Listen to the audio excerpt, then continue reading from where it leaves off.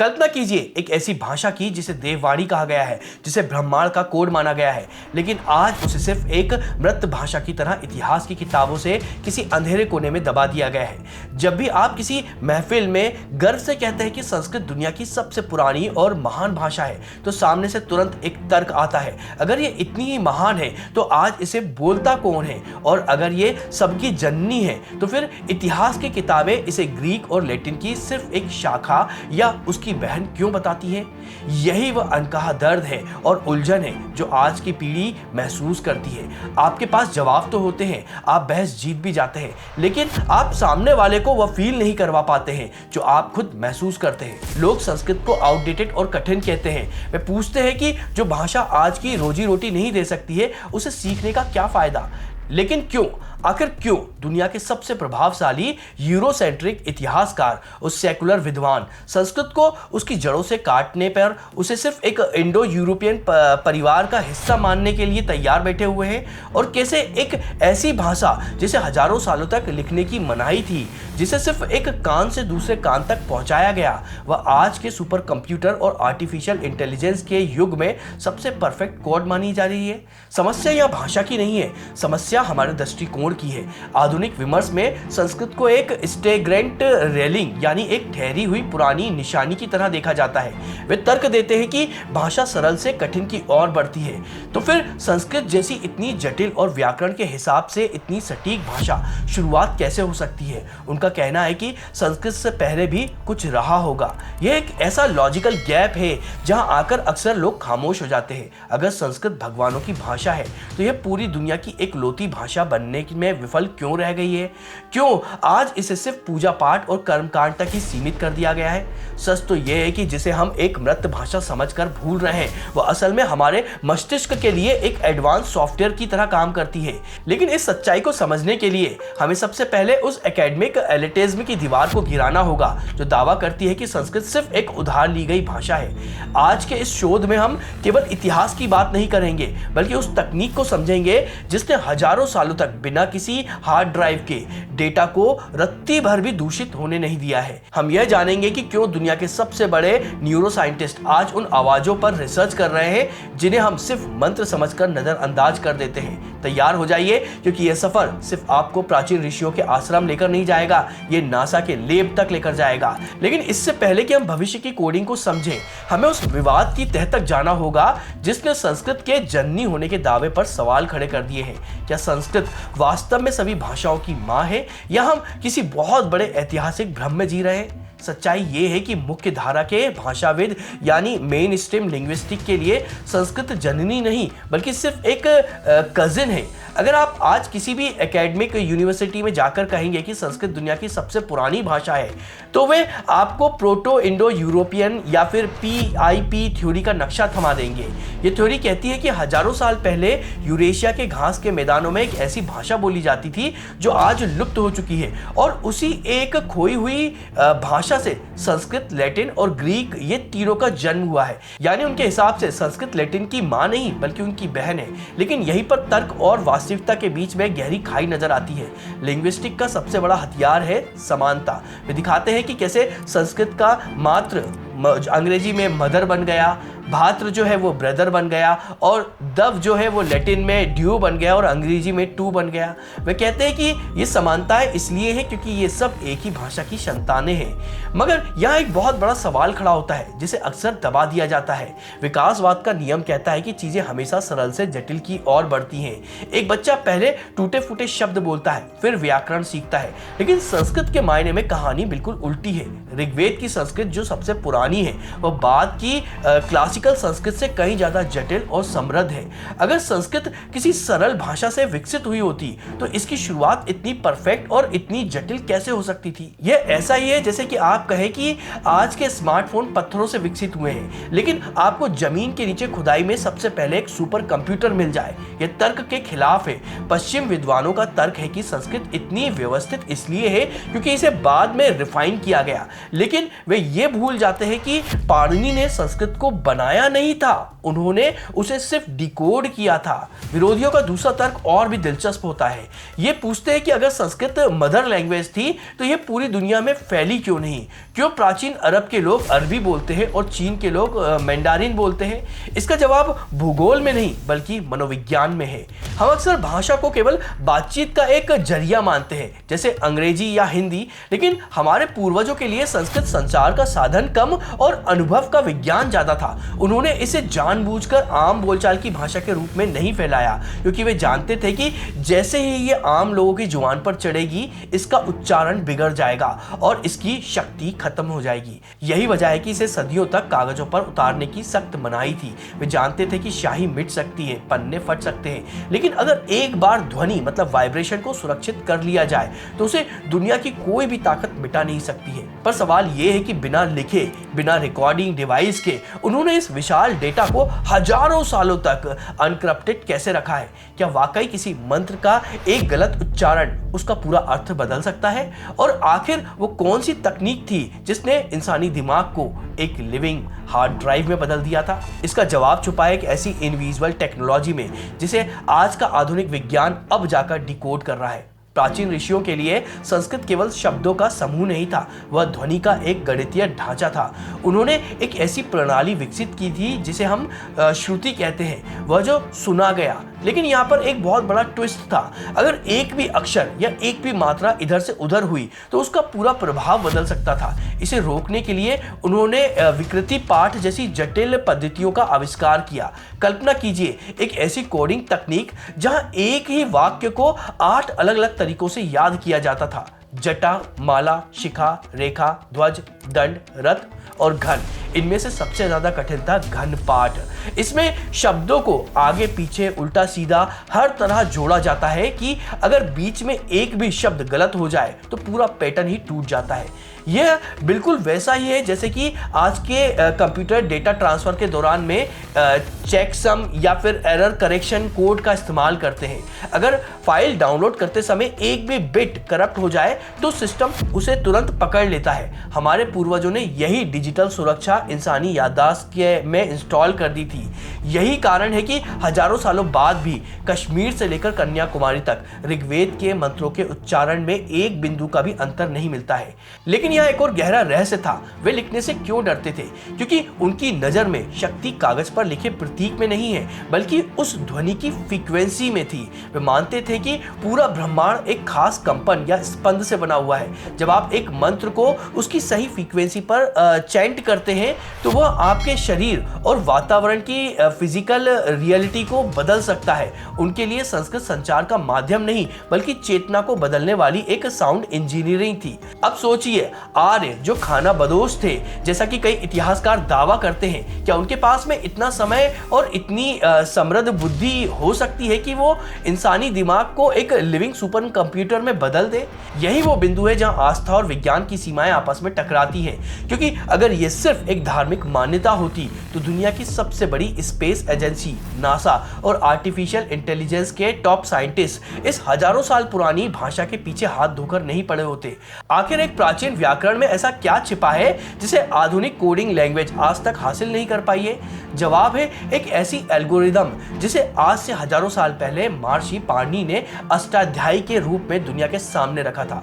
पाणिनि ने कोई कविता नहीं लिखी थी, उन्होंने संस्कृत के 3959 नियम लिखे थे जो बिल्कुल वैसे ही काम करते थे जैसे आज के कंप्यूटर प्रोग्रामिंग में मेटा रूल्स या फिर बैक्स नोर फॉर्म्स काम करते हैं, जिसे BNF कहा जाता है। 1985 में नासा के वैज्ञानिक रिक ब्रिक्स ने एक शोध पत्र प्रकाशित किया था जिसमें एकेडमिक दुनिया में हलचल मचा दिया था। उन्होंने दावा किया था कि संस्कृत नेचुरल लैंग्वेज प्रोसेसिंग के लिए दुनिया की सबसे उपयुक्त भाषा है। ऐसा क्यों? क्योंकि संस्कृत एकमात्र ऐसी प्राकृतिक भाषा है जिसमें जीरो एम्बिग्यूटी यानी शून्य अस्पष्टता होती है। इसे एक उदाहरण से समझिए। अंग्रेजी में अगर मैं आपसे कहूं कि the boy see the girl with the telescope, इसका अर्थ दो हो सकते हैं। या तो लड़के ने टेलीस्कोप से लड़की को देखा या उसने उस लड़की को देखा जिसके पास में टेलीस्कोप था। कंप्यूटर इस कंफ्यूजन में फंस जाता है। लेकिन संस्कृत में विभक्तियों का ऐसा जाल है कि आप शब्द को वाक्य से कहीं भी रख दे, उसका अर्थ नहीं बदलता है। बालकः दुर्वीक्षेण कन्याम पश्यति, इसका अर्थ वही रहेगा चाहे आप शब्दों का क्रम कैसा भी रख दें। यह कोई संयोग नहीं है। पाणिनि ने भाषा को भावनाओं या आदतों पे नहीं बल्कि शुद्ध गणित मतलब मैथमेटिक्स के आधार पर बनाया था। उनके लिए नियम एक जनरेटिव मशीन की तरह थे। अगर आपके पास में धातु मतलब यहाँ पे जो शब्दों का रूट होता है और प्रत्यय है, तो आप दुनिया का कोई भी शब्द वैज्ञानिक तरीके से बना सकते हैं। यही वजह है कि जहां दूसरी भाषाओं को नए तकनीकी शब्दों के लिए संघर्ष करना पड़ता है, संस्कृत अपनी जड़ों से लाखों नए शब्दों पैदा कर सकती है। तो जो आलोचक कहते हैं कि संस्कृत जटिल है, वे असल में उसकी सटीकता मतलब परफेक्शननेस से घबराते हैं। संस्कृत एक फ्यूचर प्रूफ है। इसे उस डिजिटल युग के लिए डिजाइन किया गया था जिसमें हम आज कदम रख रहे हैं। सिलिकॉन वैली के कोडिंग एक्सपर्ट अब मान रहे हैं कि जिस कॉन्टेक्स्ट फ्री ग्रामर की तलाश में वह आज तक थे, वह भारत के ऋषियों ने हजारों साल पहले सिद्ध कर दिया था। लेकिन यहाँ एक बहुत बड़ा सवाल है, अगर संस्कृत कंप्यूटर के लिए सबसे अच्छा कोड है, तो क्या यह हमारे जैविक कंप्यूटर यानी इंसानी दिमाग के लिए भी कुछ कर सकता है? क्या यह सिर्फ बाहर की दुनिया को ही डिकोड करने की भाषा है या यह हमारे भीतर के हार्डवेयर को भी अपडेट कर सकता है? वैज्ञानिकों ने जब वैदिक पंडितों के दिमाग में का एमआरआई किया तो जो नतीजा निकला, उन्होंने पूरी मेडिकल साइंस को हिलाकर रख दिया है। ये नतीजे थे द संस्कृत इफेक्ट।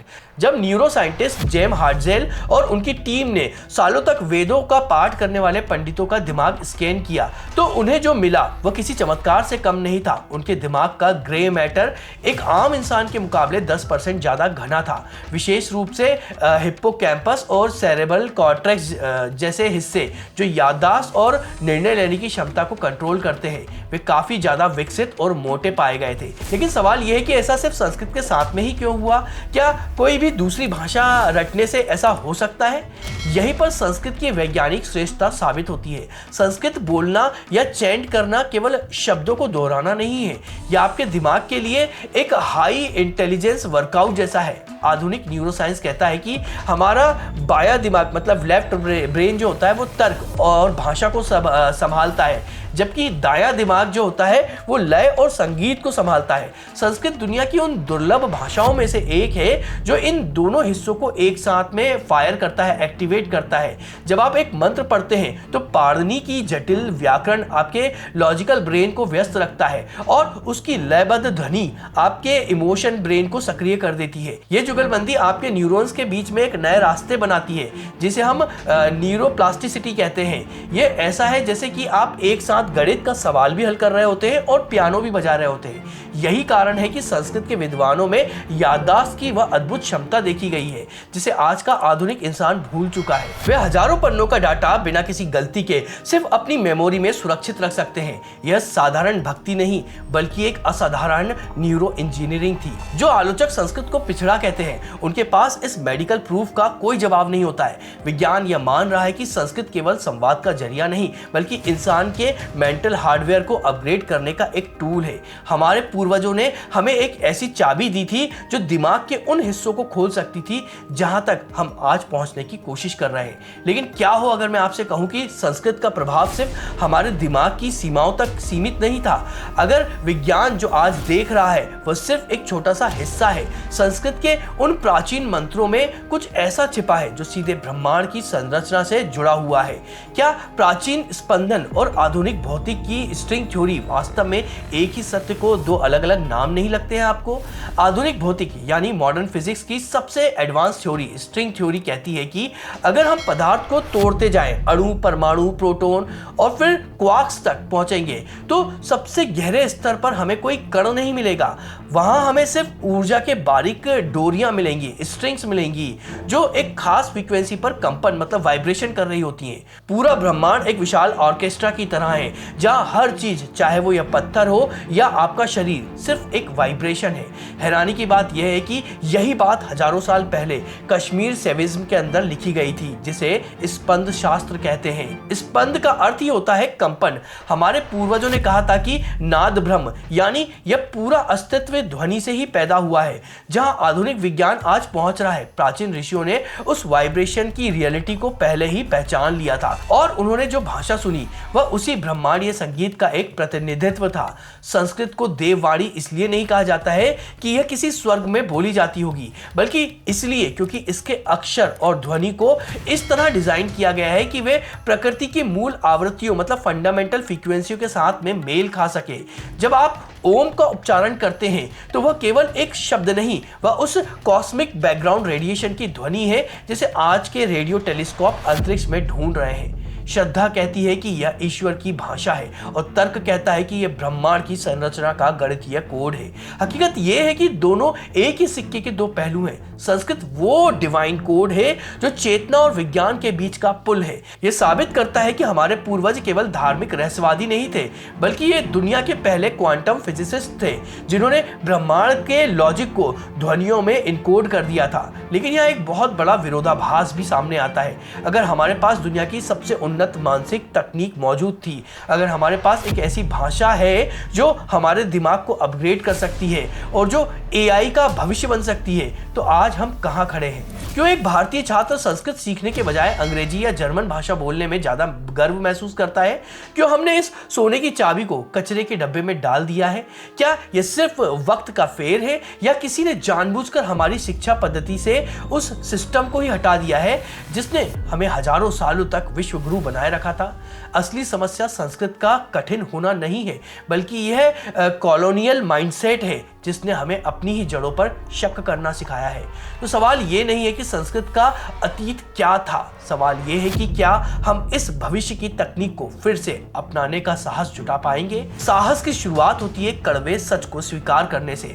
हमने संस्कृत को नहीं छोड़ा है, बल्कि हमने उस सोच को छोड़ दिया है जिसने भारत को हजारों सालों तक ज्ञान का केंद्र बनाए रखा था। लॉर्ड मैकाले की शिक्षा नीति ने हमारे दिमाग में यह बात भर दी है कि जो कुछ भी अंग्रेजी में है वह आधुनिक है और जो संस्कृत में है वो पुराना और बेकार है।